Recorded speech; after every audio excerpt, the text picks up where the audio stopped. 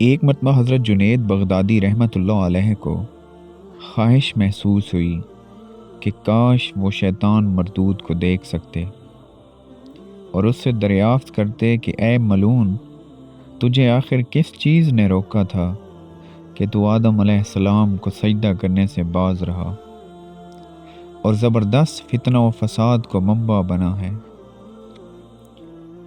ایک دن آپ رحمۃ اللہ علیہ مسجد سے باہر نکل رہے تھے کہ دیکھا ایک شریف صورت بزرگ عصا کے سہارے آہستہ آہستہ چلتا ہوا ان کی طرف آ رہا ہے۔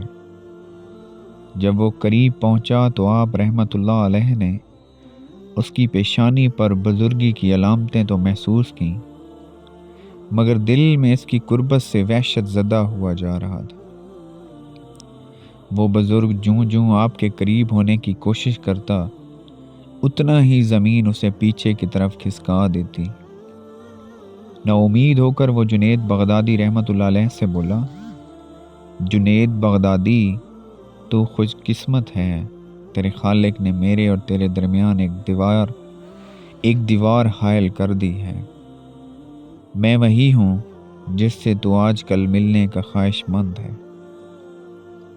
آپ جب احساس ہوا کہ شیطان سامنے کھڑا ہے تو فوراً غصے سے بولے، ملعون، تجھے آدم علیہ السلام کو سجدہ کرنے سے کس چیز نے روکا تھا؟ شیطان یہ سن کر بولا، تم تو خود عبادت گزار ہو، عقل و شعور سے مالا مال ہو، مجھے یہ بتاؤ، اگر کوئی تمہیں یہ کہے کہ تم غیر اللہ کو سجدہ کرو تو کیا تم اس کی بات مان لو گے؟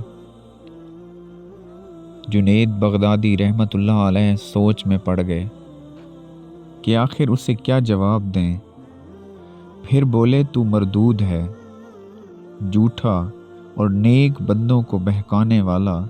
اگر تو اپنے خالق کا حکم ماننے کا عادی ہوتا تو پھر اس کے حکم سے سرتابی کی مجال نہ کر پاتا، کیونکہ تجھے سجدے کا حکم دینے والا بھی تو وہی الحکم الحاکمین ہے، تو سجدہ کر دیتا۔